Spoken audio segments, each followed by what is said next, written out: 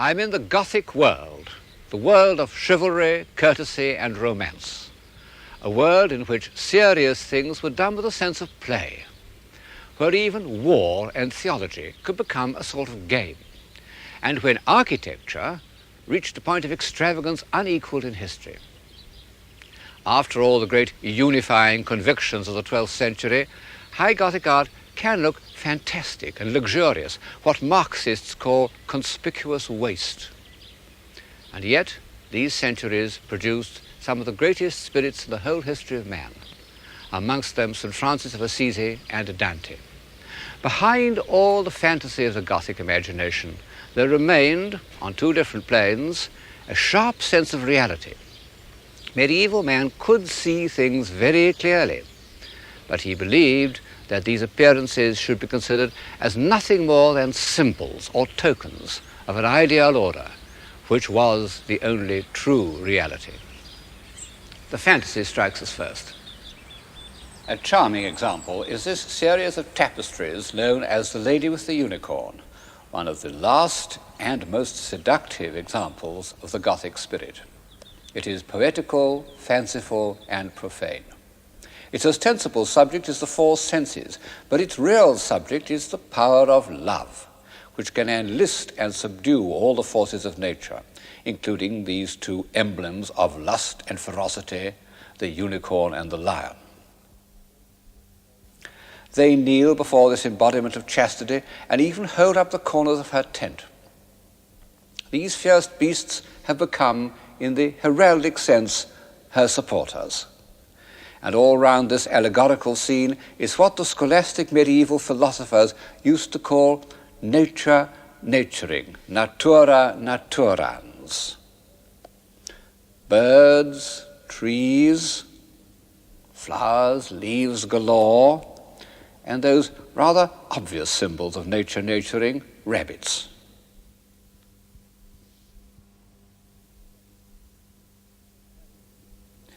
There is even nature domesticated, sitting on a cushion.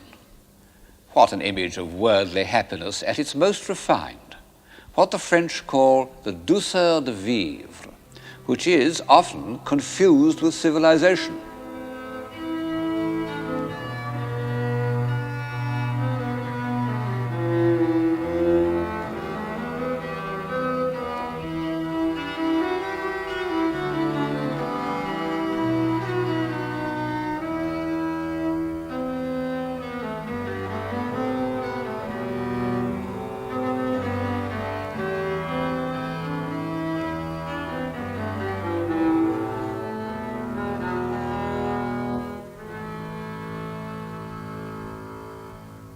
We've come a long way from the powerful convictions that induced knights and ladies to draw carts of stone up the hill for the building of Chartres Cathedral. And yet, the notion of ideal love and the irresistible power of gentleness and beauty, which is emblematically conveyed by the homage of these fierce beasts, can be traced back for 3 centuries, and we may even begin to look for it in the north portal of Chartres.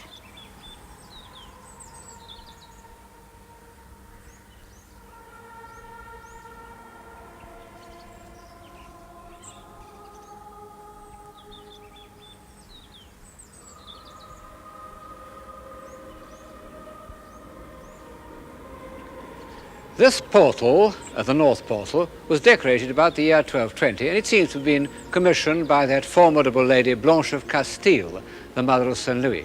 And perhaps for that reason, or perhaps simply because it was dedicated to the Virgin Mary, many of the figures are of women. And several of the stories on the arches concern Old Testament heroines. And at the corner is one of the first consciously graceful women in Western art. Only a very few years before, women were thought of as like this. And those were the women who accompanied the Norsemen to Iceland.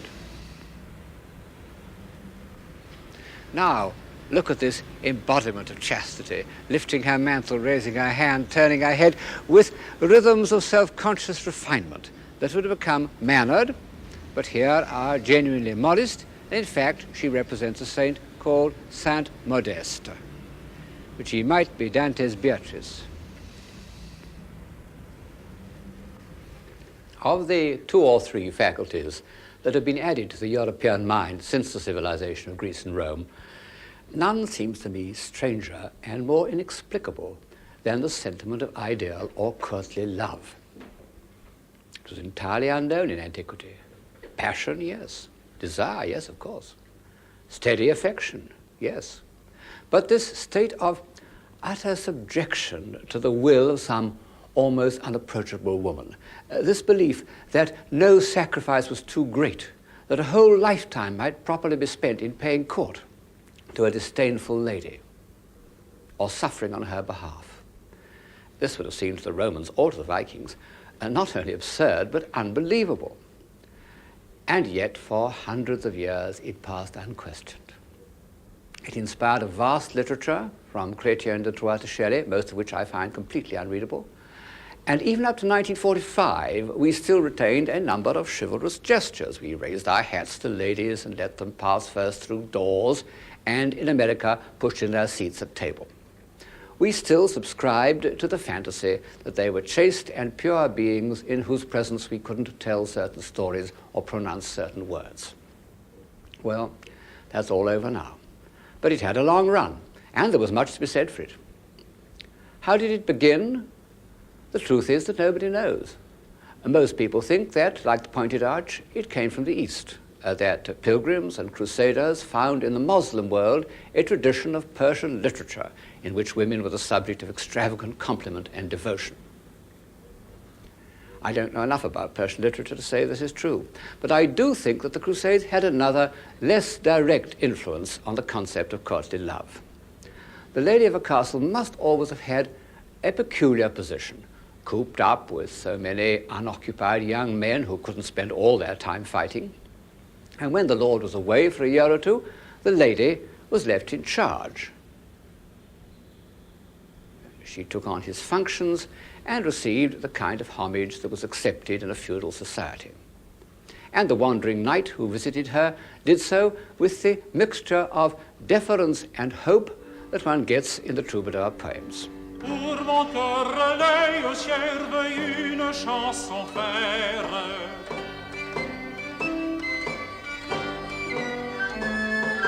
Chantez-vous, veuille sentencière d'une mille bonheur. In support of this theory is the subject of the Siege of the Castle of Love, which appears on mirror cases and caskets and other domestic objects of the 14th century.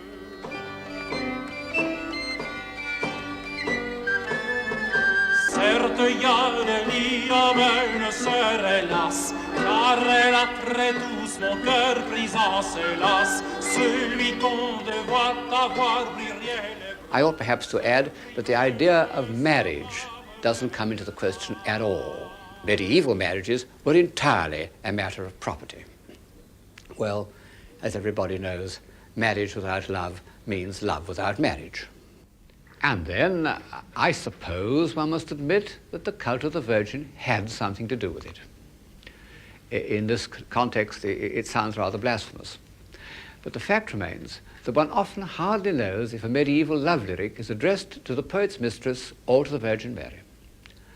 The greatest of all writings about ideal love, Dante's Vita Nuova, The New Life, is a quasi-religious work. And in the end, it is Beatrice who introduces Dante to paradise. So, for all these reasons, I think one can associate the cult of ideal love with the ravishing beauty and delicacy that one finds in the Madonnas of the late 13th century.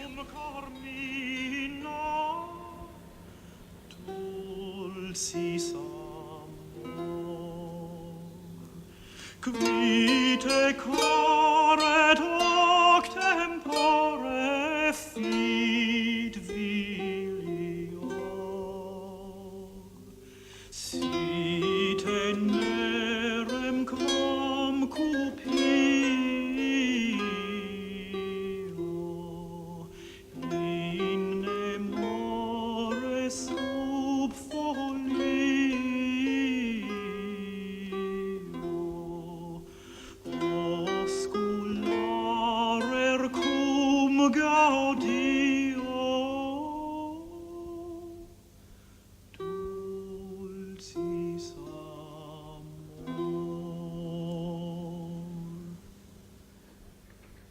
Courtly love was not only the subject of lyrics, but of long, very long stories in prose and verse.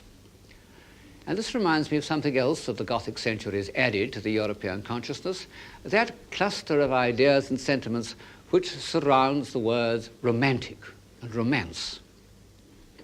One can't really say that romance was a Gothic invention.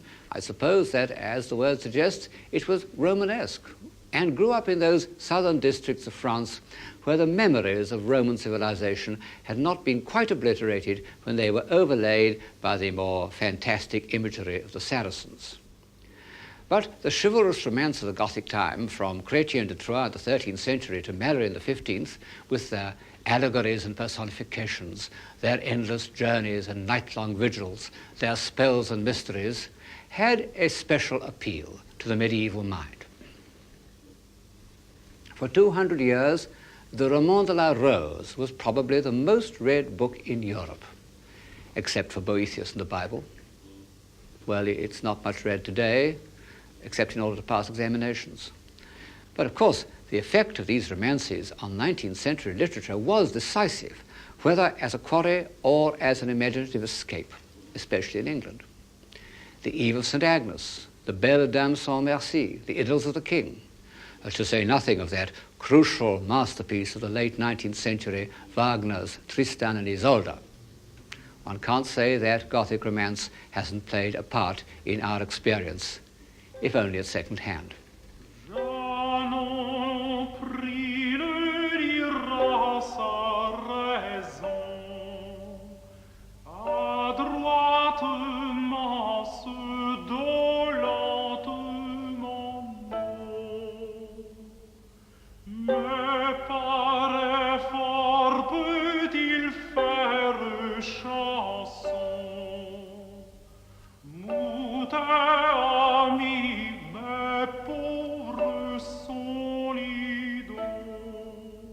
The summit of court civilization was reached in the late 14th century in France under the patronage of the Duc de Berry.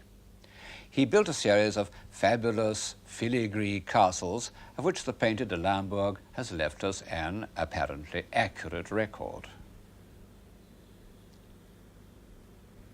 He filled them with jewels and jeweled contraptions, paintings and tapestries. This warlike scene is only a tapestry. The Duke wasn't fond of war. The Duke's artists have given us a vivid account of his court. Here he is giving a grand dinner to celebrate the new year. There are no ladies present, which is curious, because the Duke, who was an amiably self-indulgent man, is reported to have said of women, "The more the merrier, and never tell the truth." But we can see some of his famous collection of 1,500 dogs, which is too many, even for me. They seem to have had the run of the table. Behind him is his chamberlain saying to some bashful suitor, "Approche, approche," and his courtiers, including a cardinal, are raising their hands in astonishment at such condescension. The castles, pictures, tapestries have vanished with the dogs, but a few of the treasures remain. This gold cup is one which seems to have been owned by the Duke, and one of the few objects from which one can still catch the flavour of this fanciful, luxurious world.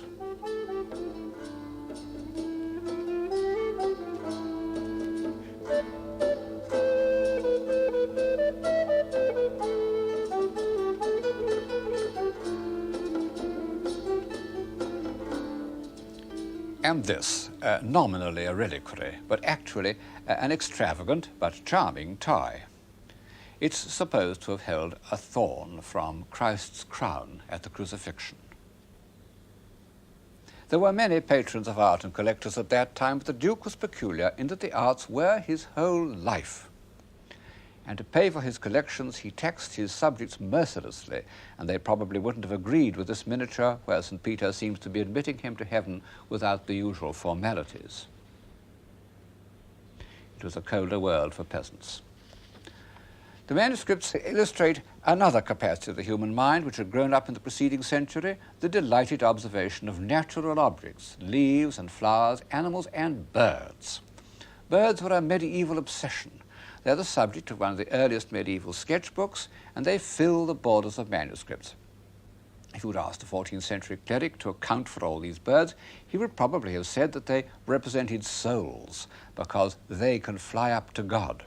But this doesn't really explain why artists drew them with such obsessive accuracy, and I think the reason is that they have become symbols of freedom. Under feudalism, men and animals were tied to the land. Very few people could move about, only artists and birds. They were cheerful, hopeful, impudent, and mobile, and in addition had the kind of markings that fitted in with medieval heraldry. The Duke's earliest manuscripts had shown an isolating and symbolizing approach to nature.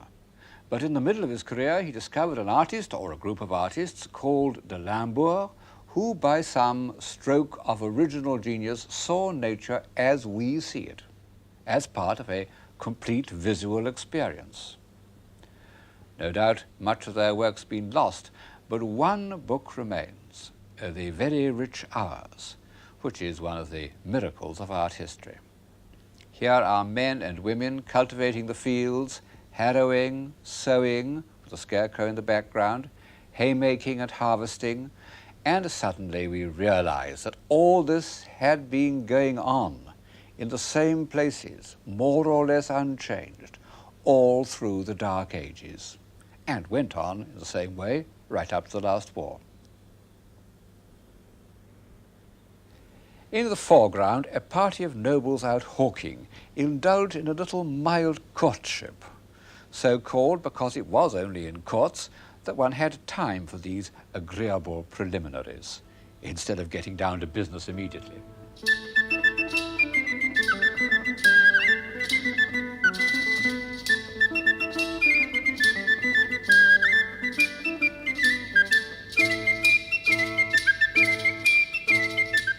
Then, in May, everyone puts on crowns of leaves and goes out riding.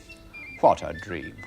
No society has ever been more elegant, more debonair, more dainty. Those French and Burgundian courts were the model of fashion and good manners all over Europe.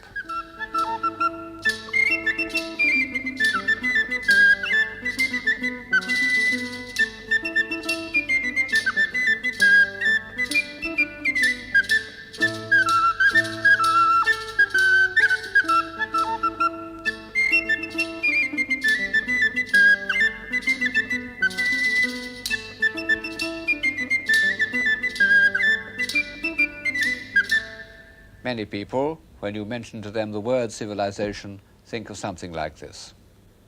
Well, it isn't to be sneezed at.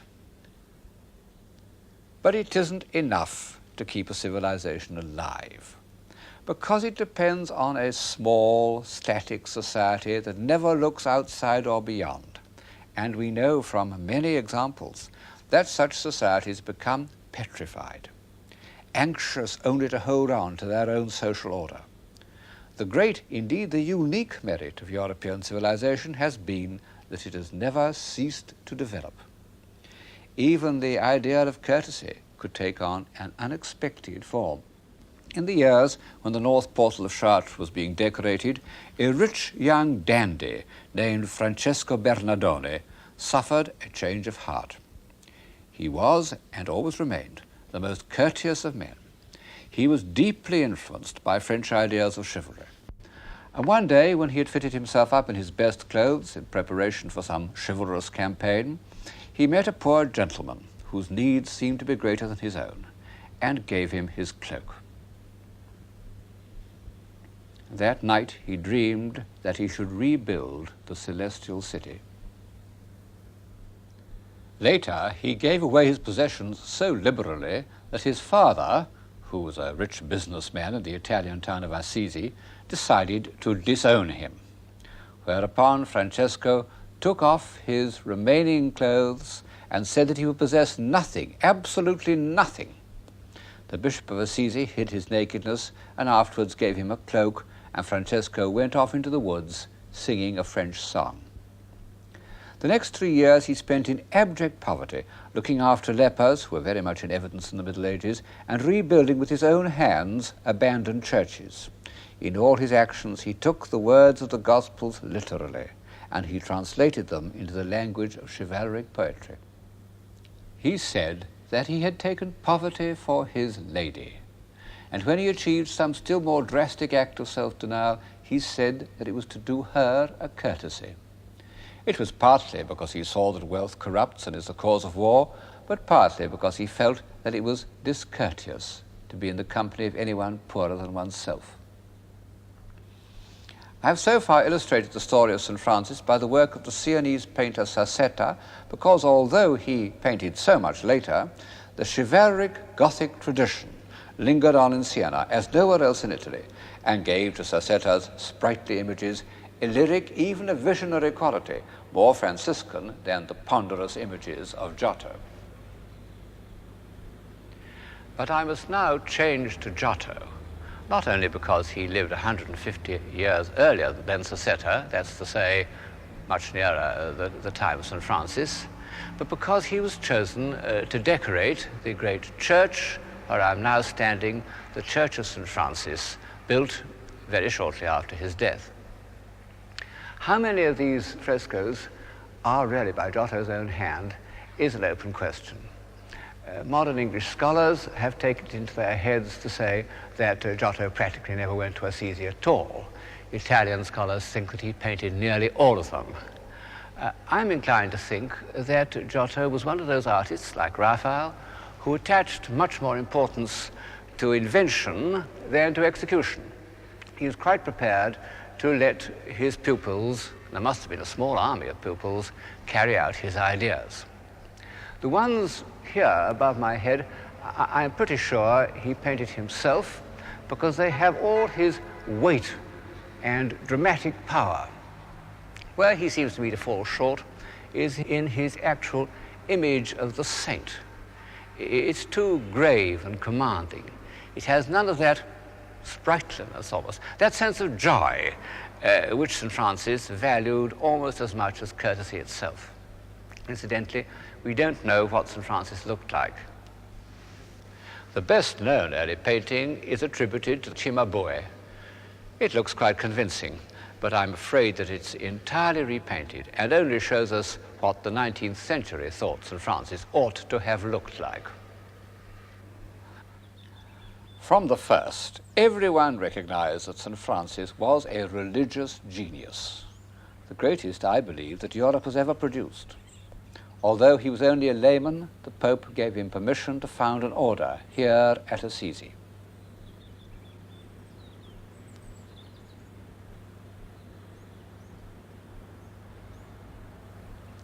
St. Francis died in 1226 at the age of 43, worn out by his austerities. On his deathbed, he had asked forgiveness of poor brother Donkey, my body, for the hardships he had made it suffer. He had seen his order go from a group of humble companions and become a great institution, a power in church politics. And at a certain point, he had quite naturally and simply relinquished control. He knew that he was no administrator. Within 2 years, only 2 years of his death, he was canonized, and his companions began to build this great church to his memory. A masterpiece of Gothic architecture, also an incredible piece of engineering.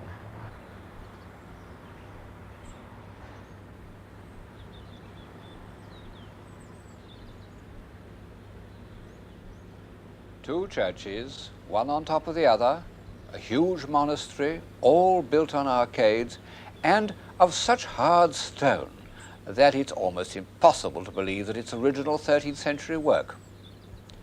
I think it must have been built by a castle architect. It was decorated by all the chief Italian painters of the 13th and 14th centuries, from Cimabue onwards, so that it has become the richest and most evocative church in Italy. Timet continentium, consecrare judignare, rex pernis patrie, ogolibus fidum Deo, iura contra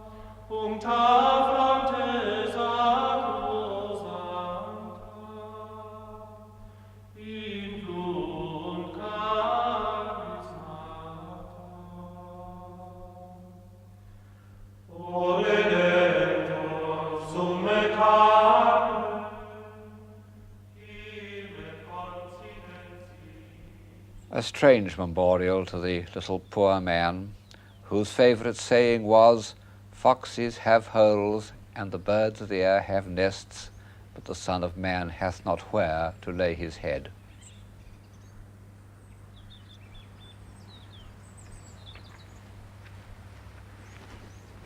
But of course, St. Francis's cult of poverty couldn't survive him. It didn't even last his lifetime. It was officially rejected by the Church because the Church had already become part of the international banking system that originated in the 13th century. And those of St. Francis's disciples who clung to his doctrine of poverty, called Fraticelli, were denounced as heretics and burnt at the stake.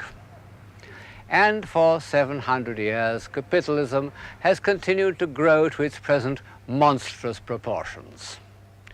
It may seem that St. Francis has had no influence at all, because even those humane reformers of the 19th century who sometimes invoked him didn't wish to exalt or sanctify poverty, but to abolish it.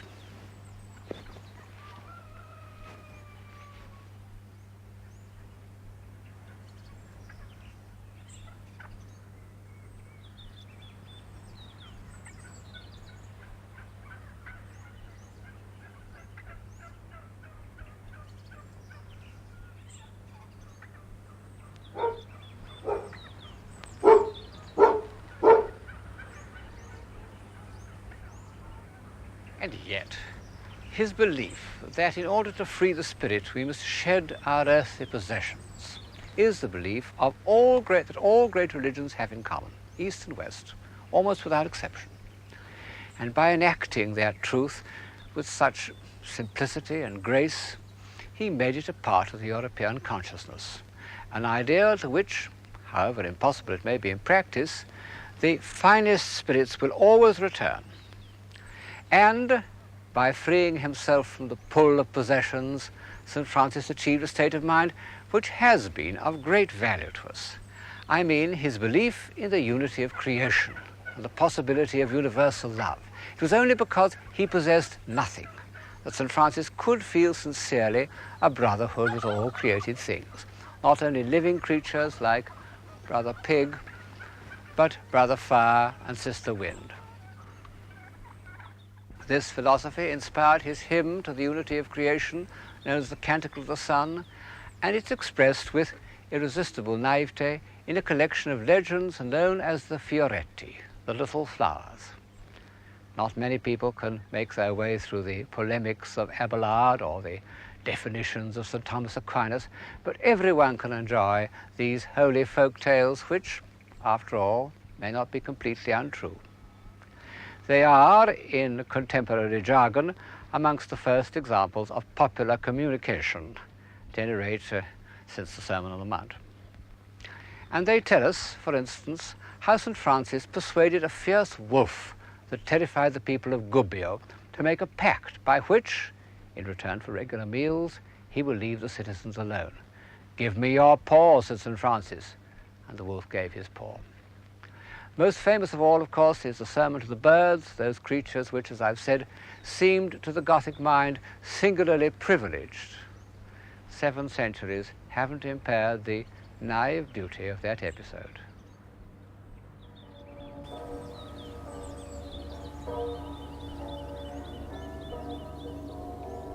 St. Francis is a figure of the pure Gothic time, the age of crusades and castles and the great cathedrals.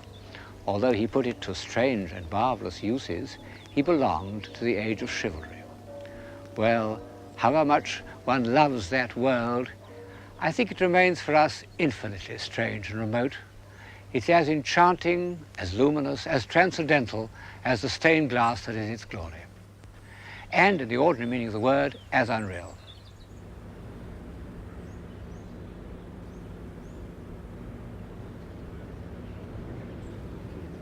But already, during the lifetime of St. Francis, another world was growing up, which, for better or worse, is the ancestor of our own. The world of trade, of banking, of cities, full of hard-headed men whose aim in life was to grow rich without ceasing to be respectable. Cities, citizen, civilian, civic life. I suppose that all this ought to have a direct bearing on what we mean by civilization. Behind me is the town hall of Siena, looking very much as it did in the 14th century. In fact, the city architect told me that the population is 2 less than it was in the 13th century. Historians sometimes maintain that civilization began in these Italian republics of the 14th century. Well, civilization, as I understand it, can be created in a monastery or a court just as well as in a city, perhaps rather better. But all the same, the social and economic system that grew up in the 13th century had a point. It was a manageable human unit. And as opposed to the system, if we can call it a system, of chivalry, it was realistic. And the proof is that it has survived. Of course, Siena remained to some extent medieval compared with Florence. There, industrial and banking conditions at the time of Dante were surprisingly similar to those that exist in Lombard Street today, except that double entry wasn't invented till the 14th century in Genoa, I believe. Of course, the Italian republics weren't in the least democratic, as those pre-Marxist innocents, the liberal historians, used to think they were. Exploitation was in the hands of a few powerful families who managed to operate within the framework of a guild system in which the workers had no say at all. The Italian merchant of the 14th century isn't a sympathetic figure, less so really than that old reprobate Jean de Berry. The stories of Florentine thrift are like the stories that Jews used to tell about each other. But, and here the parallel with Lombard Street is not so close, the new merchant classes, as patrons of the art of their own time, were at least as intelligent as the aristocracy. And just as their economic system was capable of an expansion that has lasted till today, so the painting they commissioned had a kind of solid reality that was to be the dominant aim of art up to the time of Cézanne. The first, and in some ways the greatest painter of this new reality was Giotto.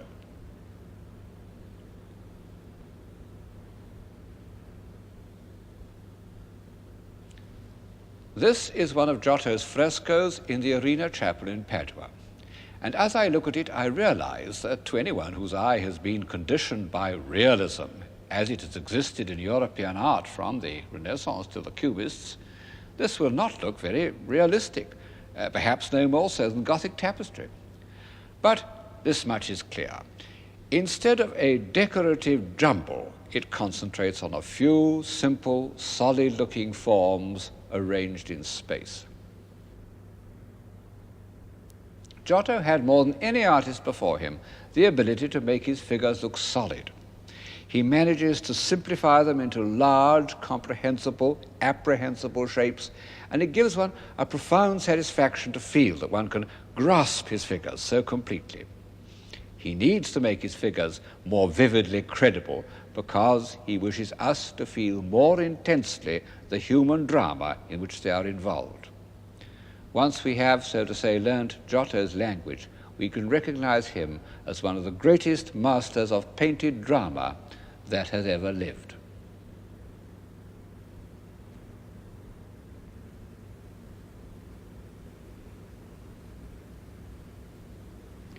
How did Giotto evolve this very personal and original style? When he was a young man, he was born in Tuscany in about 1265, Florentine painting was really only a less polished form of Byzantine painting. It was flat, flowing, linear, based on traditional concepts which had changed very little for 500 years. For Giotto to break away from it and evolve this solid, space-conscious style was one of those feats of original creation that have occurred only 2 or 3 times in the history of art. When such drastic changes do take place, one can usually find certain points of departure, models, predecessors, but not with Giotto. We know absolutely nothing about him till the year 1305, when he decorated a small plain building in Padua, known as the Arena Chapel, and made it, to anyone who cares for painting, one of the holy places of the world. It was commissioned by a moneylender named Enrico Scrovegni, whose father had actually been imprisoned for usury, that is to say, for charging an extortionate rate of interest, because moderate rates of interest were unofficially countenanced. And it's one of the first instances of the new rich commissioning works of art as a kind of atonement, a practice that has benefited the world almost as much as vanity and self-indulgence. Here he is, perhaps the earliest painted portrait that is obviously a genuine likeness, presenting a model of his chapel to 3 angels, and for that reason placed among the blessed in the Last Judgment.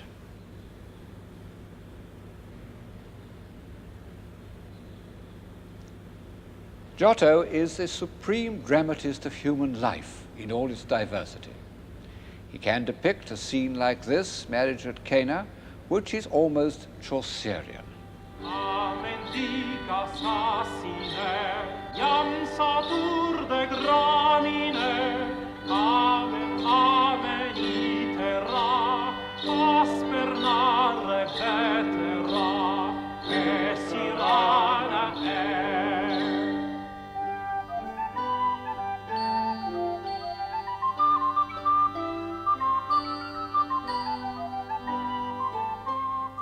Behind the pots stands the pot-bellied host who tastes with astonishment the wine that has been created out of water. But Giotto is greatest when the human drama is greatest, as in the scene of the betrayal of the Garden of Gethsemane. What a marvelous invention that Judas should put his cloak round our Lord. Everything, heads, gestures, the explosive pattern of the spears, is a crescendo of feeling, tension, and violence.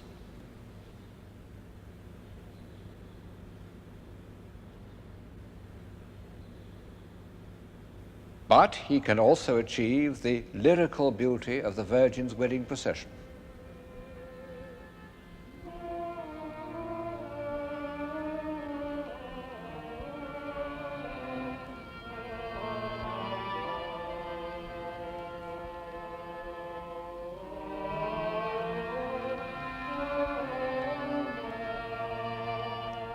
The tenderness of the Noli Me Tangere with its marvelously subtle relationship between the figures.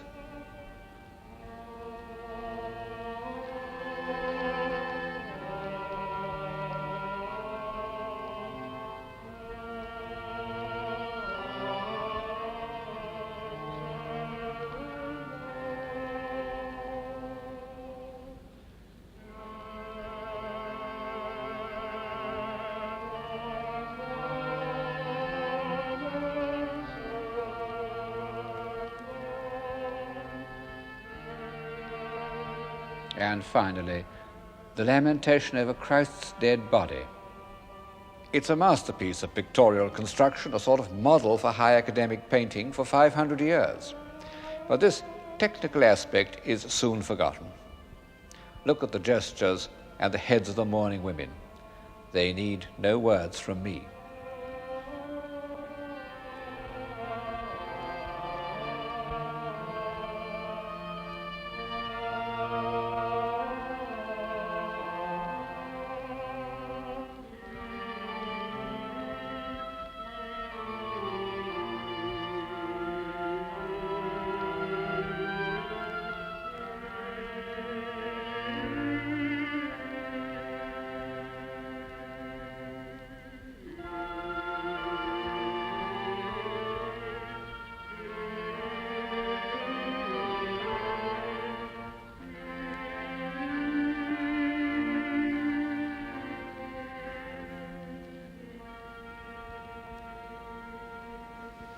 Although I think that Giotto was one of the supreme painters of the world, he has equals.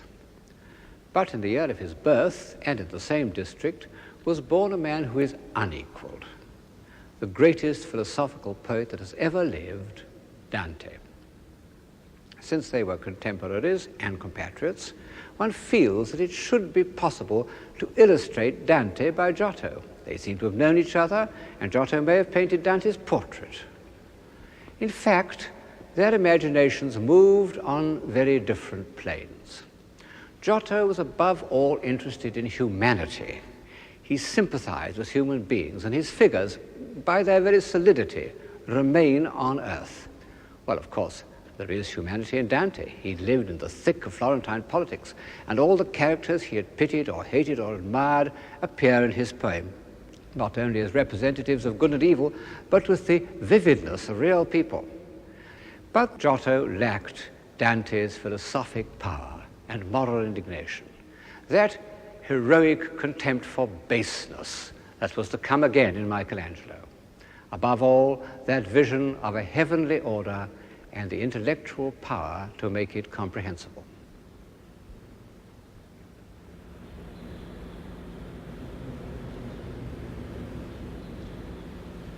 In a way, the poet and the painter stand at the junction of two worlds. Giotto belonged to the new world of solid realities, the world created by the bankers and merchants for whom he worked. Dante, as has often been observed, belonged to the earlier Gothic world, to the world of St. Thomas Aquinas and the great cathedrals. One isn't as close to Dante in the Arena Chapel as one is here in the Romanesque baptistry at Pisa. The pulpit by Niccolo Pisano was executed 5 years before Dante was born, and yet it has all his sense of horror, even some of the elements of the grotesque that come into the Inferno, combined with much that is derived from antiquity. And it has the same keen eye for truthful details, although, of course, we can no longer believe in these rather ridiculous monsters.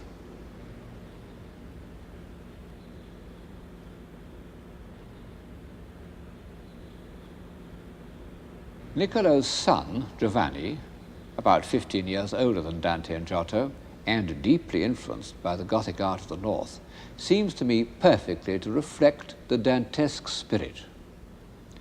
Giovanni Pisano was one of the great tragic dramatists of sculpture. The pulpits he carved at Pisa and at nearby Pistoia depict a terrible world. Here is the grief-filled suffering of the massacre of the innocents.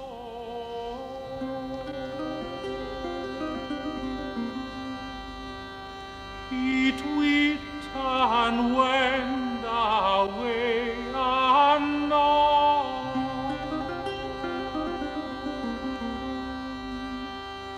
The languor that each he knows,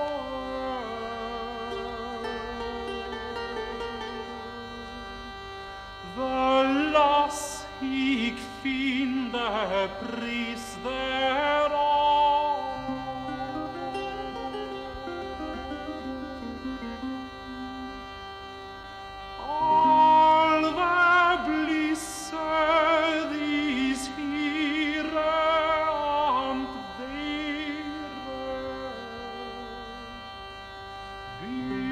longeth at hand there